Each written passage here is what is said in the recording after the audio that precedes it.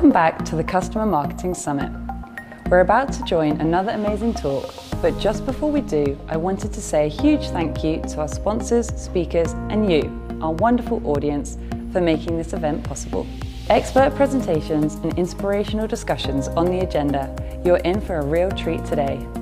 Please ensure you are sharing your feedback and asking all questions in the comments section of the video, as our speakers will be answering them throughout their session. After the event, a great place to continue the conversation is in the Customer Marketing Slack channel. I'll be posting the sign up link regularly in the comments, so if you're not already involved, keep your eyes peeled and join the discussion. And remember, you can gain on-demand access to all of our exclusive footage with a PMA Pro membership or an Access All Areas pass. So with all this in mind, let's dive back in. Another session with a couple of influitive customers who exude passion and know how to rally stakeholders and teams around customers. It's hard not to develop an impactful advocacy program if Tim Newborn, Dave Hansen, and the rest of this panel are behind it. Welcome to today's panel discussion, Developing Impactful Advocacy Programs. In the last year or so, there's been incredible growth within advocacy and customer marketing. Recently, LinkedIn reported the role of customer marketing managers the third fastest growing job title in the US. Others, like Forrester and Influitive's 2022 State of Customer Marketing, have loudly declared that this is the year of customer marketing. So with that said, for this panel, we wanted to come together to discuss some of the critical building blocks and best practices to not only develop an impactful advocacy program, but to make customer obsession a mindset across your organization.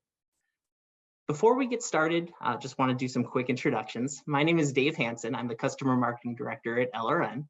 We're a B2B organization focused on ethics and compliance solutions that help people around the world do the right thing. Today, I'm wearing a couple of hats. I'm going to be the moderator as well as a panelist. I think we should go around and meet the rest of the panel. Sinead? Hi, my name is Sinead O'Grada, and I'm the head of SME marketing for EMEA at Meta. That means I've got responsibility for all of the activations, customer advocacy, and programming that support small and medium businesses to unlock economic opportunity and growth for their businesses in over 20 countries across the region. Tim? Thank you, Dave, and thank you to everyone joining us.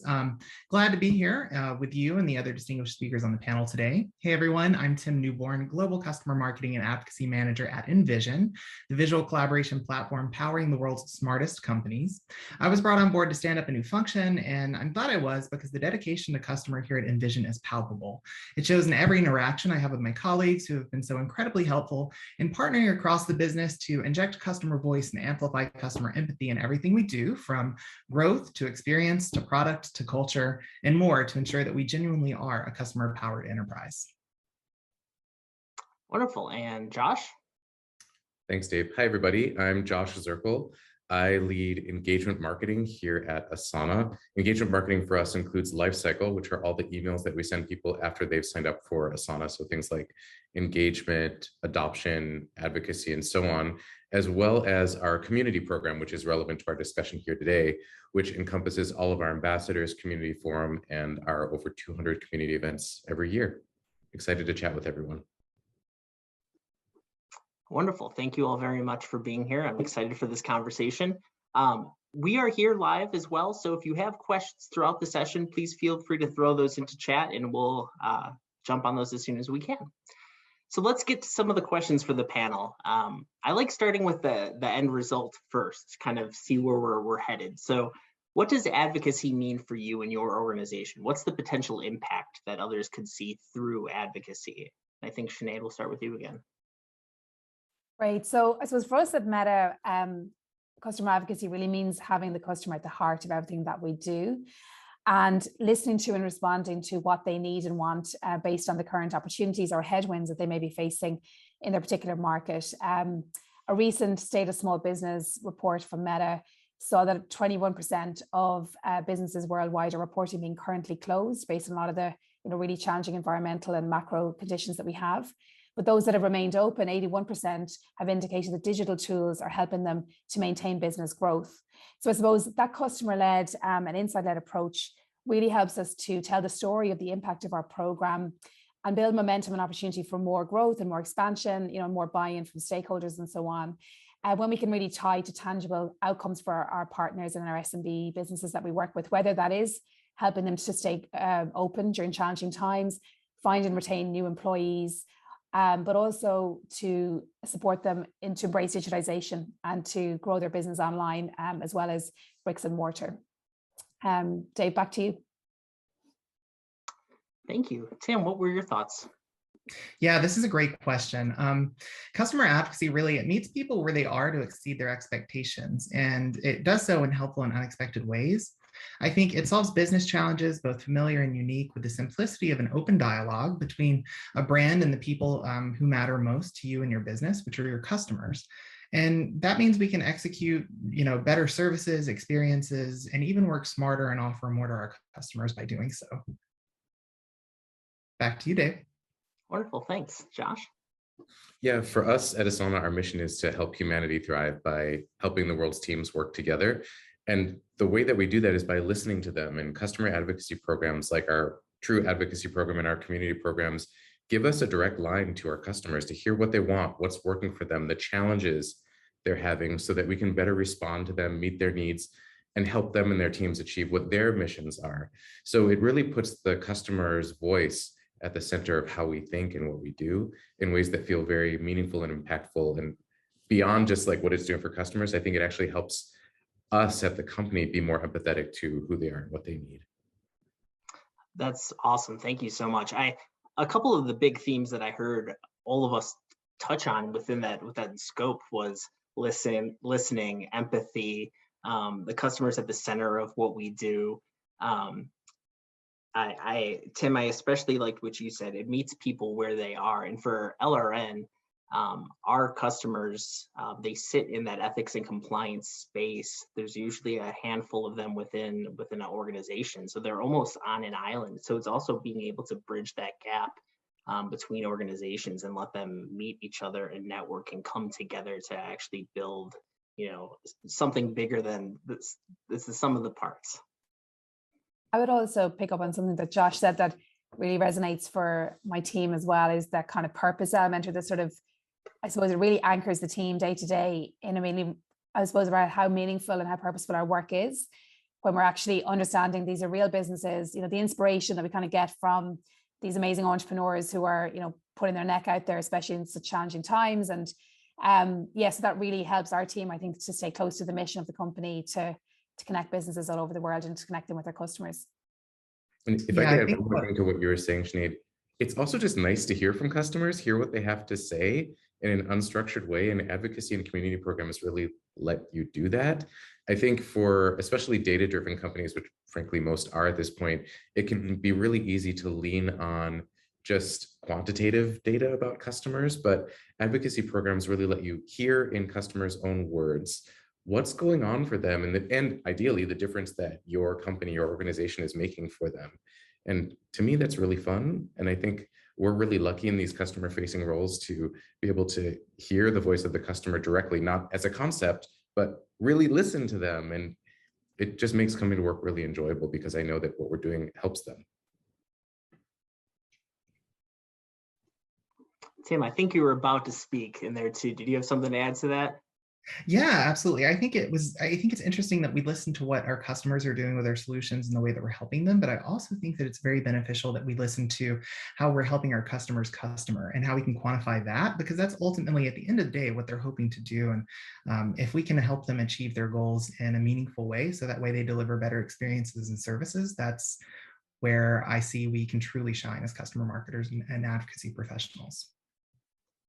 Oh gosh, we're absolutely on the same page there. One of my favorite questions to ask my customers is just that: what keeps you up at night? What do you have nightmares about? What do you get excited about the next morning? Those are the things I think that help drive some of this. But I guess we've talked about some of these great outcomes. What can come from advocacy? There's a lot that can go into this. Where does somebody start? What was your process for getting your program off the ground? I think Tim will maybe start with you on this. Sure, great question. And I think there's a disconnect sometimes between what your company may want to happen versus actually what needs to happen. Those could be two different things, and only your customers can really tell you what that difference might be.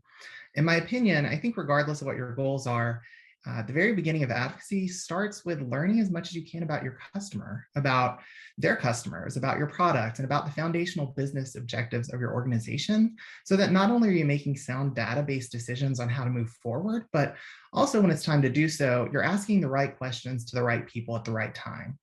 Not to divert us here, but as an example, and something that really leans into the question, is a trip I had when I was younger. I had the opportunity to visit the Huntsville Space Center in Huntsville, Alabama, and I hadn't thought about it since then. I mean, I was probably 15, but it gave me an opportunity to view a couple of different types of rockets. And I think that there are close similarities between what we do in advocacy, in that we have fuel rockets, which are the short-term, faster, but don't necessarily go far initiatives. And they kind of rely on the subsystems to kick in order to travel the rest of the way, such as an immediate rush to get quotes or customer stories to our sales team. And then we have these ion thrusters, which take longer to build, they're more sophisticated, and usually require our minds, more minds around the planning table to have perpetual energy, and it really uses the environment around them to grow, such as building a formalized program to combat customer exhaustion. Both have a role and they are necessary to complete the journey, but often you have to build both of them simultaneously. You can start scrappy, but you should also be planning for the future. I like that very much. Sinead. Yeah, I would absolutely echo what you've said, Tim. And I think our approach at Meta in general is around kind of piloting and then scaling for the longer term in terms of thinking longer term impact. And that's exactly how we started our SME advocacy efforts, was to pilot the program framework and through lightweight channels, forums, before making those longer term investments. Because again, we can only stay in pilot mode for so long. I think it then requires sustainable investments in infrastructure and tooling, and we'll probably come on to this later on, to really maintain effective longer term programming. But very much that pilot and proof of concept approach to prove the value, and also gain insights, learnings, what's working, what's not, before really investing bigger and building the foundation to support ongoing growth. I think both of you have brought up very great points here. I think another part that's important, and it's something that was very beneficial at LRN, I think there's a huge benefit in also being able to bring in that cross-functional buy-in from stakeholders as you build a program. Not after it launches, not building the plane as it goes, but being able to have those stakeholders. Because I think as you're talking about advocacy and you're bringing in clients and you get that voice of customer, it helps you build that deeper bench. It's not just there are some relationships with some people in your organization, but more people have those relationships. You get more transparency into the voice of customer, also the broader set of work that's happening. And I think it also provides that little bit of, there's something for everyone. And that's another fun component of this, right? You have roundtables, client roundtables. You have opportunities to weigh in on case studies. You have forums for them to have discussions. There's kind of like different angles and approaches for each of those. So having, for us, buy-in from across the organization is super valuable. Have any of you had similar experiences? How did you go about getting buy-in across your organizations? Well, for me, I was brought in to create the program from scratch. Nothing existed, which is both exciting and utterly terrifying, because as it turns out, there are lots of different opinions on what programs like these can do. And so in order to help illustrate that, the first thing I did to gain stakeholder buy-in was I convened probably the biggest meeting I've ever convened in my entire professional career. I think there were like 20 or 25 leaders from around the company who I got in one room. And basically, I just asked them all the question. I run the community program. So I said, how would you define community? And what would you like to see the program achieve here at Asana? And I think there were like 25 different answers. And that actually, I think, was very illustrative for everyone in the room of like, hey, we can do all sorts of different things with this program. We have customers in the program, which means we can tap them for all sorts of different needs that we might have. But what are the core things that we want to do? And in that meeting, we were able to really narrow down what the things that we need the most from this program are, and what are the ways that we primarily want to serve customers via this program. And having that as our really program kickoff, I feel like it really set us up in a good spot because it raised a lot of awareness for some of the challenges that come with a program that can be so vast and so all-encompassing, but it also helped gain some initial alignment on here are the things that we've agreed on together that are most important. I think without that, I would have had very choppy waters to sail through when I needed to go to these teams to ask them for resources, help, information, support, and then deliver things to them that were an outcome of our program. Having that at the very beginning was really, really helpful. That's great. And Sinead, I know you and I had talked about this previously a little bit too, but what's your take on that, on being able to kind of gain alignment to make sure that your program is set up for success, that it's not competing or clashing, or that everyone kind of has that same set of priorities?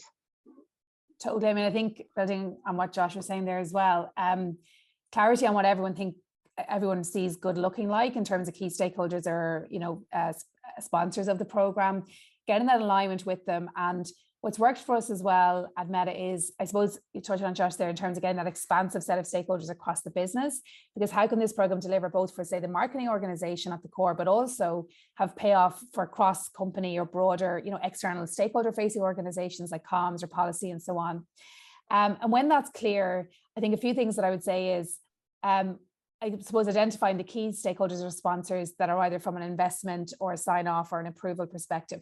How do we intentionally keep them engaged throughout the process? So they might be happy with the concept or might get regular sort of, reporting momentum check-ins, but how can we actually keep it front of mind for them? So can they take part in client check-in calls? Can they host a networking event? How does it stay tangible and kind of, real for them? But also that and hopefully that, I suppose, momentum and alignment with them can also help to identify what our program, where it stops and starts, I suppose, within the organization, and what it does or doesn't do, and sometimes as important.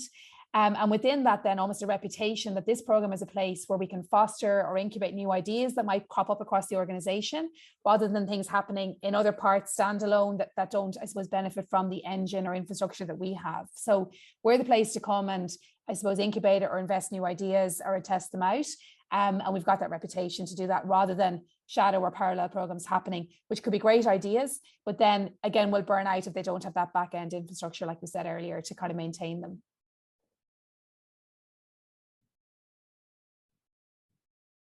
Awesome, thanks. So I think kind of moving along as we're building this advocacy program together and talking through some of these practices, one of those other challenges that I think many folks that are new to these roles might face is the operational aspect of developing the program. So let's spend a little bit of time. Let's talk a little bit about systems, tooling, legal, resourcing. How do you even start to comprehend all of the inputs needed to launch a program? Sinead, thoughts? I suppose this is critical, crucial, but often hidden or maybe not as fun part of the program, or the hidden element. I kind of touched on it earlier. To have a sustainable program that's effective over the long term, this is really important. I suppose what we would have done, and this evolves year over year, and as new regulation environments come in, or considerations like GDPR for us in Europe, as an example, was a big thing, area that we had to sort of run through the program elements. But I suppose bringing together, and again, it's back to that stakeholder, sponsor, and alignment to unlock resources from teams like legal, sourcing, operations, and so on, to both set it up, but then to also have the ongoing support to maintain, whether that's for reporting or customer experience, and so on, like moderation, whatever the different things might be. But I suppose almost quantifying as well that this is, may look like a large line item on a budget tracker, but it's actually really important, like quantifying, I suppose, the impact of it, or if it wasn't there, what the risk would be as well. That's a really good point. When we start looking at advocacy programs too, as it looks like a very big number in terms of a cost that's there, but it's probably a whole new session to talk about how we quantify ROI and how all the different elements of where you're seeing some of that return coming from these programs. Related to this for me, myself, and I think we'd all kind of were joking before about some of the mistakes that we've made standing up programs. And this is one of the ones for me, was not brainstorming enough of what are all of the actual costs that go into it. Sure, we can talk people, we can talk systems, we can talk hours, but then it's also thinking of what will I actually need to help create some of those moments of delight. What actually goes into some of those that I just didn't necessarily scope out enough in the past that I wish I spent more time on. Tim or Josh, any additional thoughts there? I think for me, there's sometimes at the beginning, you don't know what you don't know. And especially when you are, like I was, new at an organization, you don't always know all the different ins and outs of how to get the resources that you're needing and that you'll need along the way. So I think for me, I had to map out the program that I wanted to create. And as I socialized it, that's when I was able to determine this piece is missing. I'm going to need this additional resourcing. Here are some potential legal pitfalls. I'll need to loop in the legal team on this. And I think for me, even though we had a very solid plan that we designed at the outset, a lot of it was discovery along the way of the pieces that are missing, the things that are needed, the resourcing that we'll have to secure. But what was nice about that is as I was socializing the program, even though I was identifying places where I might need help, because I was getting buy-in along the way, it actually greased the wheels for me to be able to get access to those resources and get that help and support. So I wish it were possible to know everything you're going to need up front. If you know how to do that, please reach out to me and let me know, because I haven't figured that one out yet. But I think if you go into conversations with a solid hypothesis and plan, and you let people know, like, I might be asking you for support, would you be interested in partnering with me? I think people are pretty open. And what I found is people are very excited about programs like these, and they often want to participate if you give them an opportunity to do so. Yeah, I'd have to agree with that. And I think also that it helps with, I think, fostering internal empathy as you stand up a program, right? The more you can share about the different intricacies that go into every aspect of advocacy, whatever it happens to be, whether it be legal sign-offs or end of interaction, thank you, expressions of gratitude. There are so many different processes that need to take place. And I think oftentimes a lot of people who want to engage in these type of practices don't necessarily understand the level in which you have to be considerate. So for me, coming into a new organization and into a new function, essentially, I'm looking at things like what currently exists, what are the tool sets we have, what are the programs that may have been stood up in the past, such as NPS programming, things that we need to evaluate to determine, does it in fact reflect the way that we need to move forward today? Is it helping our business objectives for today? Where do we need to supplement? And then where do we need to spin up or even kill things that are in existence that isn't serving our business objectives in terms of customer engagement? And so from that lens, it's been very beneficial for me to get really good grasp on where we need to focus and prioritize our time, effort, and energy. This conversation is making me think of a lot of things. There have been a few keywords that have keep popping up so far. Empathy, I think, has come up. Tim, you just mentioned being considerate. Josh, before that, you talked about discovery. This makes me think about who are the people who should be in these roles. Tim, you had mentioned skill set and tool set. What are some of those other attributes? I mean, I think to me, one of the key ones that always rings true is, and it relates back to the you don't know what you don't know, is the ability to adapt and be flexible and to be able to pivot as quickly as possible. Any thoughts there? Yeah, I think Go ahead, Tim, sorry. No worries at all. I think an easy example could be it's very simple. Something along the lines of, if you have a CSAT scoring system in place, if you have an NPS survey in place, what is the methodology behind that? Who's the target audience for that? How are these surveys executed? What are the triggers in place to follow up with those who are on the end of the feedback? And allowing everyone in the organization that will potentially use this information understand how that process works, so they know it's not just simply an end objective outcome that they're seeing, but rather all of the work that goes into it. And I think that can really help foster a sense of wanting to partner more deeply and making sure we're asking, again, the right questions, or we're doing things that, again, move business objectives forward unilaterally.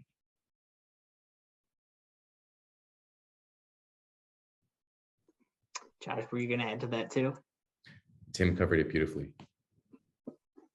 Cool. I would say as well, kind of being an agile builder, in terms of the type of people that, to your point, Dave, can kind of flex and adapt as needed.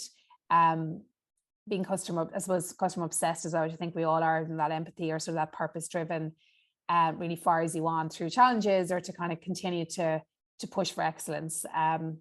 But builders that are agile, I think, has been a common theme, and the amazing team members that we have. Awesome, thanks. So let's shift a little bit here and talk about audience. When you're building out an advocacy program, are there any segmentation considerations? Who gets included into an advocacy program when we're thinking about customers? Yeah, for me, I think about this in terms of like what the goals of my company is as it relates to these programs. So it's probably worth noting that at Asana, there is a customer advocacy program with a capital C, capital A that sits under the revenue organization, which is designed at building high touch relationships with key customers. I run the community program, which is designed to serve everybody else. So all of the people who are team leads, people who are both at companies whose names you know and names you don't, but the people who are actually doing the work in Asana, not just the decision makers. Both constituencies are very important for not just talking with them and making sure we're hearing what they need, but because we have different goals as a business for what we want to do with each of these different groups.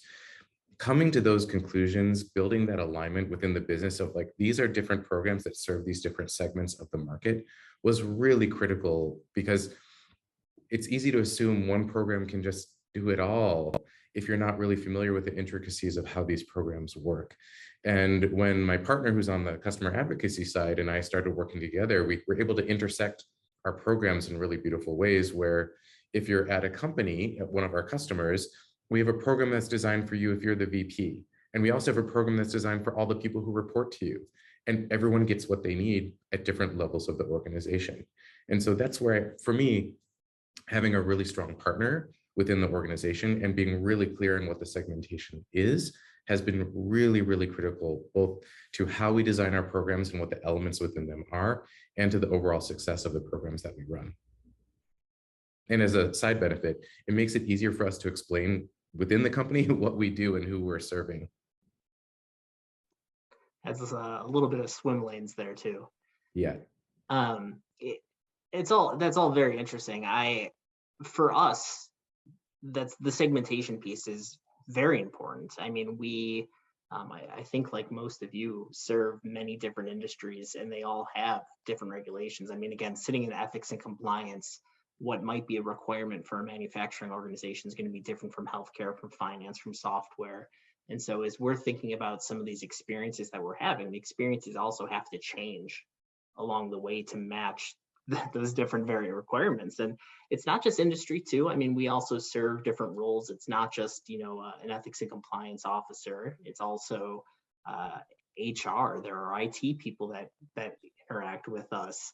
And then roles that are from, associate up to C-level, the C-suite. So the segmentation piece is absolutely important. We just have one broader community program. We don't necessarily split it up in others, but seeing how the interactions and the engagement works has also made us start digging into and looking at, does it make sense to also create an employee advocacy program, which again is probably a whole nother session with a whole different speaker lineup, but just some of the things we're thinking about. Another element of segmentation we're thinking through the lens of is diversity and inclusion as well, and having, whether that's from lived experience, cultural, like female entrepreneurs, Black-owned businesses, and so on, depending on the markets. And that really enriches, I suppose, the community interactions themselves. And also, I suppose, really aligns to a really important pillar and, the way that we go to market anyway, Meta across the board. But that's something where we would offer the same level of programming. We might have some specific content or activations that are addressing needs that are unique to some of those different audience groups within the overall program. And another insight that's interesting for us, and it probably is similar whether you're a marketing lead or else like for us, small business owner or entrepreneur, you're wearing multiple hats ultimately, right? So how do we kind of cut through where You could be the HR person, the marketing person, making the bunches of flowers if you're a florist or whatever that your business may be. So how can we be kind of truly valuable or, meaningful and supporting you where you are, or, at the time and this one's relevant to you in your business?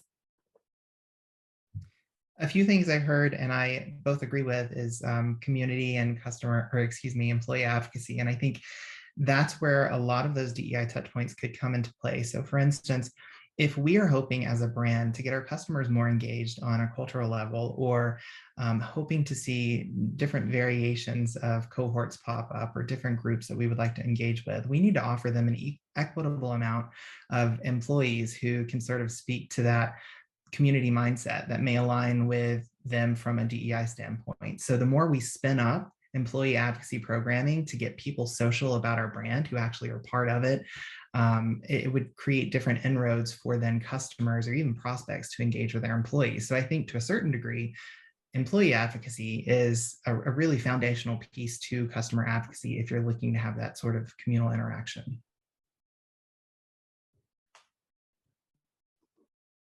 Wonderful, thank you.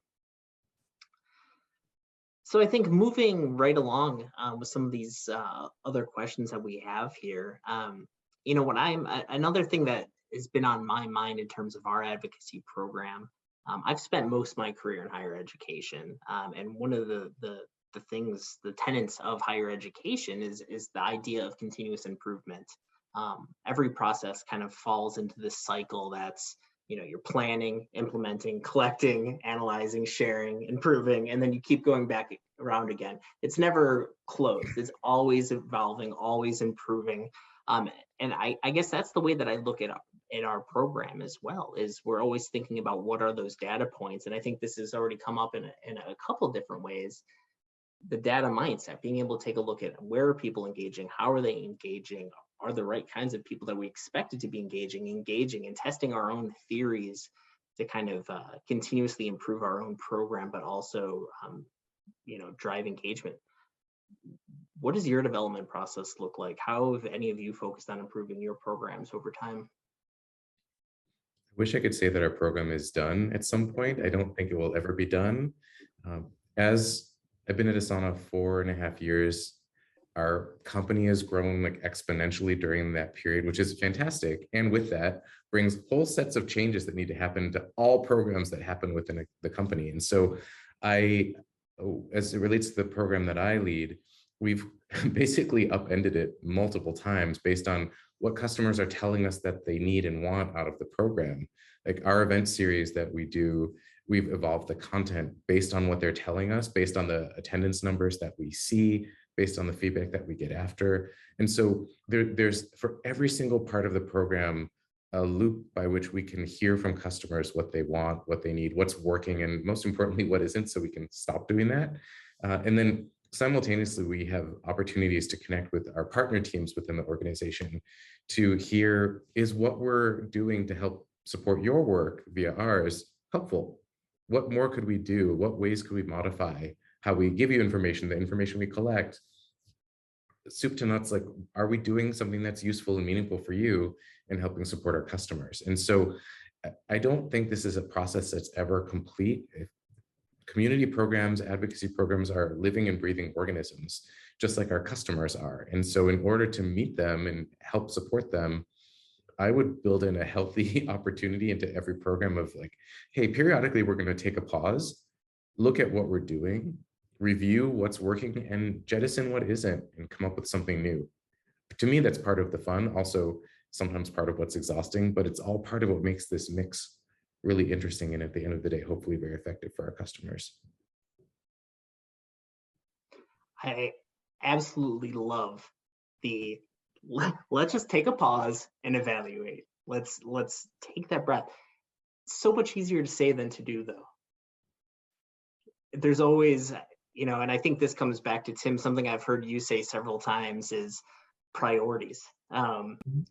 It takes being able to set your own priorities so you have time to pause, so you're not being hit by 100 other things, so you do have time to evaluate, so you can go around. Any thoughts on not to harp on the priorities piece, but Tim, anything you want to say about that?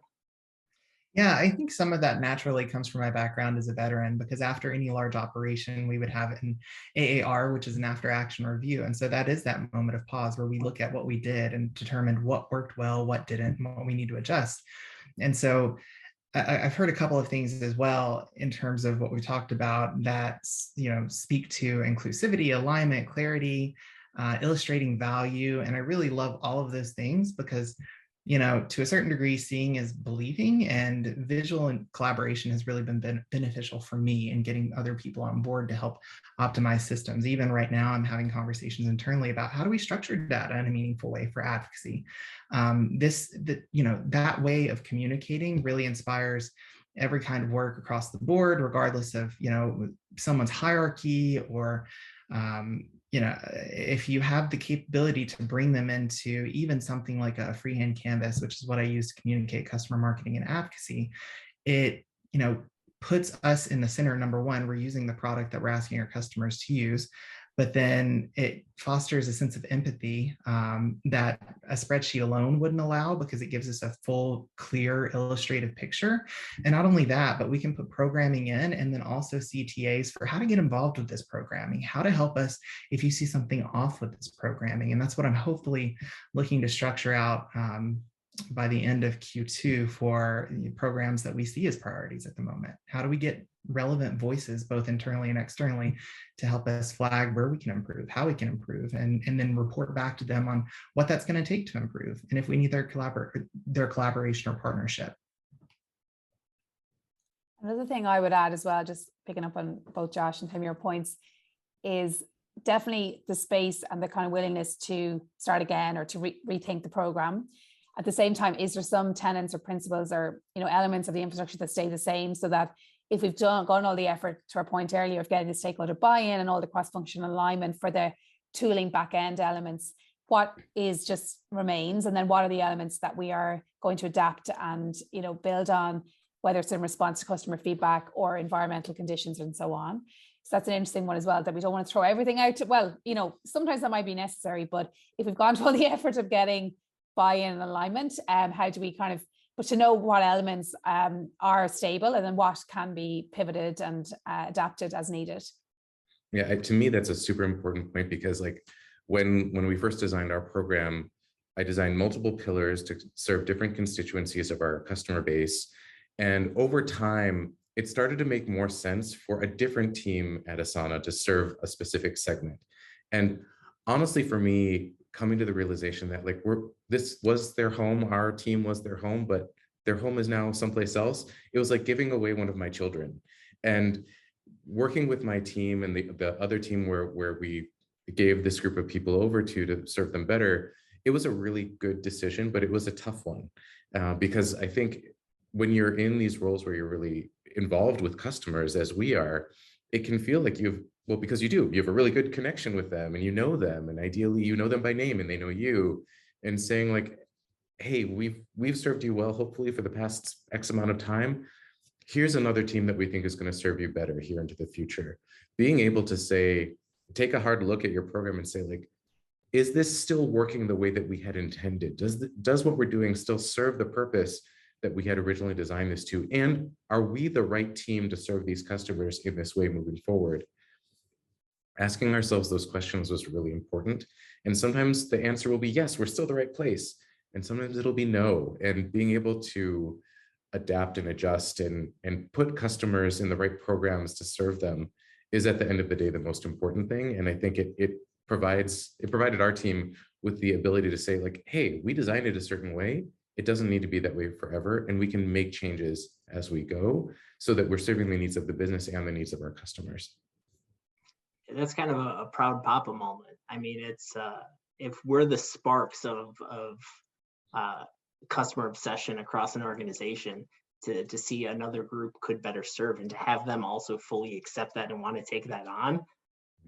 Agreed. It's sad. You're I don't want to let you go, but it's also my babies. It was really tough, but it was the right thing. Yeah, it's also really exciting. It just means that advocacy is growing, and other people are seeing it. This is a perfect segue to the next question that I wanted to ask. This isn't just about improving the quality and making sure that things are improving, but it's also about scale. How do you go from a small program to a large program, especially with a growing customer base? And how do you make sure it continues to meet needs over time? I can pick that up first, Dave.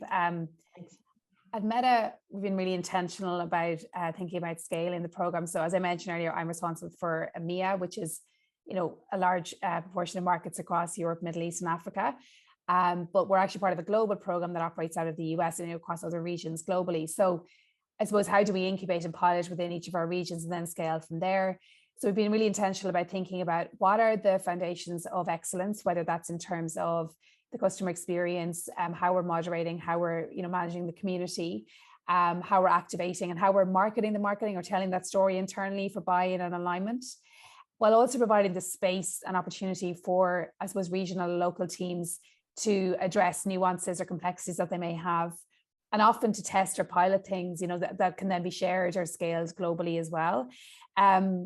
Whether that's an environmental headwind, obviously something, a lived experience like COVID that everyone's gone through recently, but for example, thinking of our colleagues and businesses in Central and Eastern Europe at the moment and the really challenging situation that they're facing, and how, again, our regional team there will adapt and look at a recovery or crisis response lens when it's appropriate. So those kind of considerations, I suppose, where there's global consistency and, enablers of scale, but we're able to be agile and have nuances as needed. I just love the phrase foundations of excellence. Mm-hmm. That's my new daily motto, my new affirmation. Sinead, I think you hit on something very important and critical, regardless of what we do. And that is, if you don't know what good looks like, but you're asking your customer what good looks like, you have no way to benchmark or even how to move based on what they provide back in terms of feedback. So it's great to have a general understanding, whether it's process or experience or product. What do we anticipate good looking like? And we can move in any direction from there.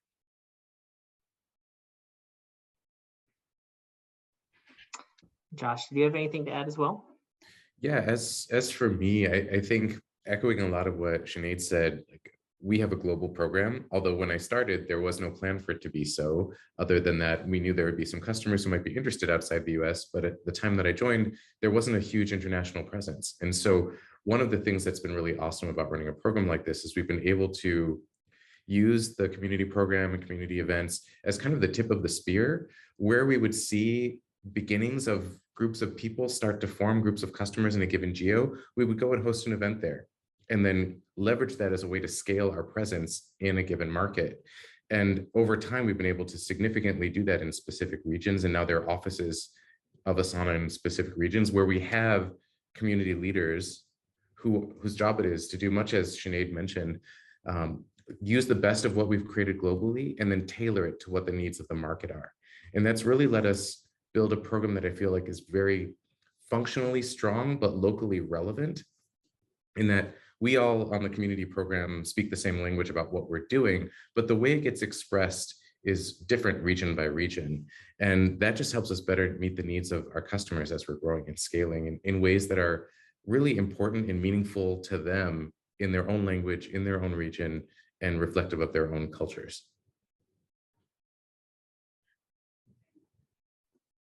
Yeah, I think that's a very important piece.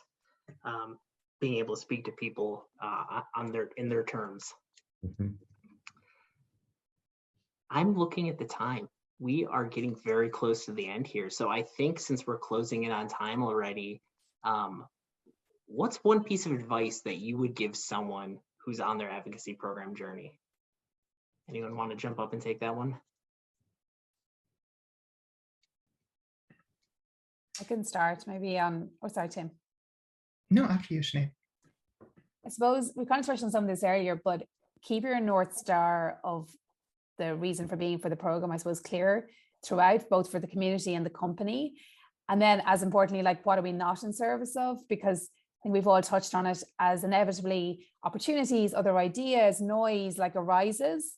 That's a filter or a lens to kind of constantly come back to, is it in service of what we're here to do? And that can help to filter out, because there can be lots, that's a great idea.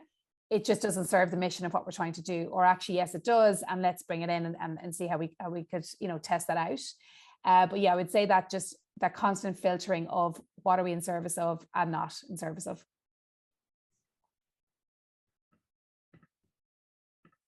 I would say, be aware that customer advocacy has many different through lines, and it's difficult to ask one person to digest all of it if it isn't their primary focus. So if you're looking to get people to back your ideas, if you're looking to bring people along for the journey, be bold, be brief, be gone. Get your ideas out clear, concisely, and as short as possible, and allow for those follow-up questions to come, because that's ultimately going to give you the touch points you need to build a relationship.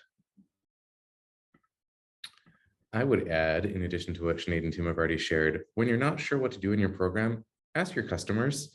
They often have lots of ideas. You and your team might be like banging your head against a wall trying to figure out, this isn't working, what should we do? Or what should the next evolution of our program look like? Just ask them. They're the people who will be participating in it, and they probably have lots of thoughts and opinions. So don't be afraid to just say, like, we aren't sure what we're going to do next. We'd like to get your input.